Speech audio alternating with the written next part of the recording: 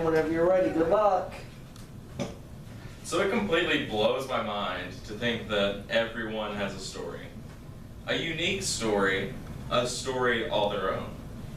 Imagine every moment in your life, the faces you've seen, the people you've encountered, the love you've shared, and the tears that you've shed. Now imagine that all of that has occurred in the lives of everyone you've ever met.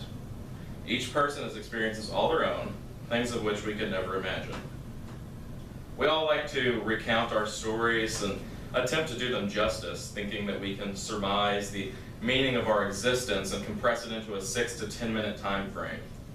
It's difficult for us to attempt to recount our experiences, as no one can truly understand what we have been through, although the best way to do so would be through shared experiences.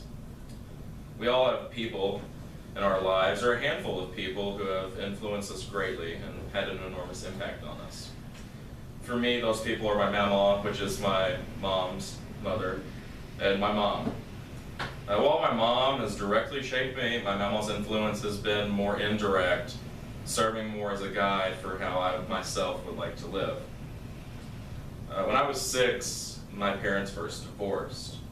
And to me, divorce life has always been normal. I've never really known what it's like to have married parents and do things that normal families do. It was hard on me at first. I didn't understand why it happened or why it had to happen to me.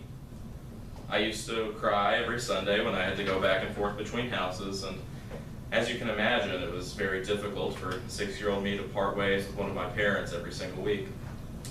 It was even harder when we had to leave the only home that I had ever known.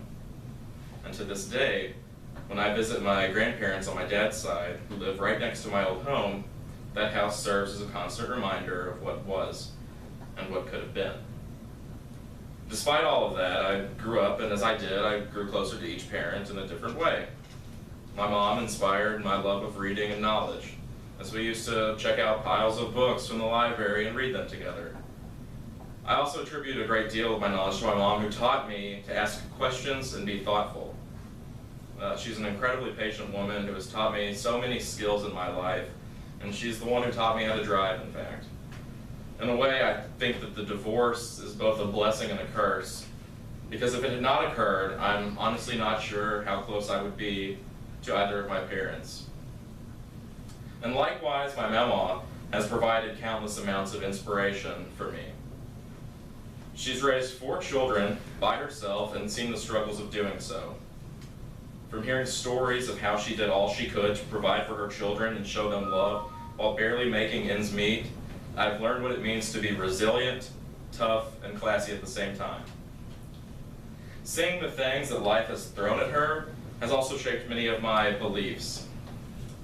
My mama has lost 2 children to cancer, both of whom were full of life, laughter, and love. And as if that wasn't enough, she was diagnosed with dementia several years ago, meaning that she will eventually lose her memories and succumb to Alzheimer's. I stayed with her daily from the moment I was an infant up and through the 5th grade, meaning that we are very close, and so one can imagine it's incredibly painful seeing someone that you love so dearly have their entire life taken away from them. That itself has made me question the existence of whether or not there is a God.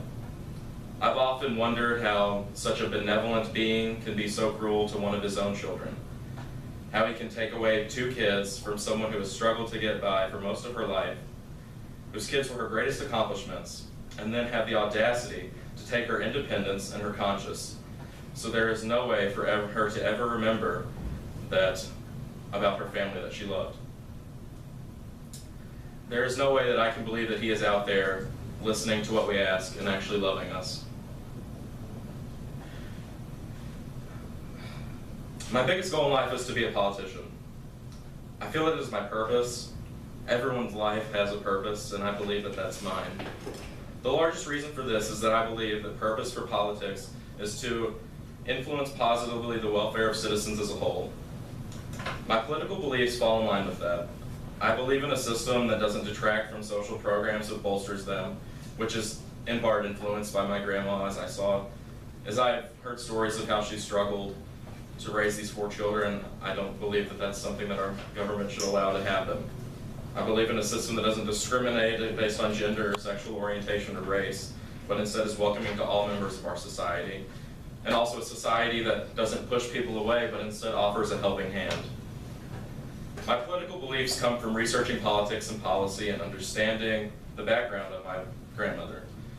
There was also one key event that essentially led to me doing a complete 180 politically, and that was the Newtown shooting. And from that event, I saw the harm that a government free from regulation could inflict.